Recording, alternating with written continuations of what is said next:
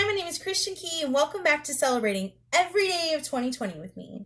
Today, June 9th, 2020, is National Sex Day. Let's talk about sex, baby. Let's talk about birds and bees. Let's talk about sexual education. When I was younger, I was not confident in this department of my life at all. I would get shy and nervous and self-conscious and want to close myself away somewhere dark and quiet. And if you know me, that is not me.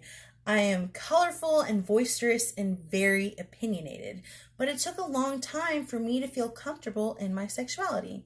So my first tip for better sex is to know yourself.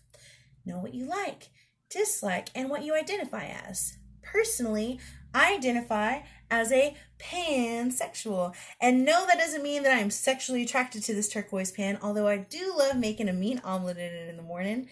It simply means that I like people for who they are, not what they have. So I fall in love with people's souls, not necessarily their genders. But it took me a long time to be able to figure that out. Sexuality, like most things in life, are on a spectrum.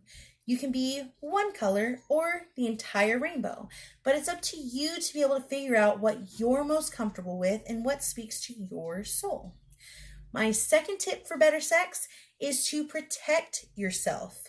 The most important being that you trust your sexual partner or partners. And second most importantly, protecting your body by contraceptives, such as birth control, IUDs, or my personal favorite, non-latex condoms. They are easy to use, easy to get a hold of, great for sensitive skin, and they not only protect you against STIs and STDs, but also pregnancies. And for those of us that appreciate our free time and doing whatever we want, whenever we want, it is important for us to be proactive and take charge of our sexual futures. So that means keeping our bodies safe, clean, and baby-free. And lastly, my third tip for better sex is to speak your mind. As much as any of us would love to be, none of us are mind readers. I will not be able to know if you like something or dislike something by a simple grunt or moan. And I hear a lot of times whenever women fake it, they're unsatisfied in their monogamous relationships, but you're kind of perpetuating this cycle of disappointment. Because if you're faking it, your partner's thinking, oh my God, I'm doing such a great job. They're loving this. I'm going to keep doing this.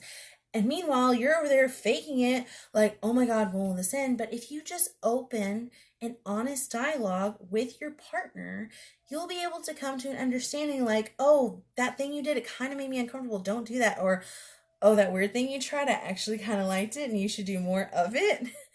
But it makes it so much easier to have a more fulfilling experience and ultimately a more fulfilling sex life.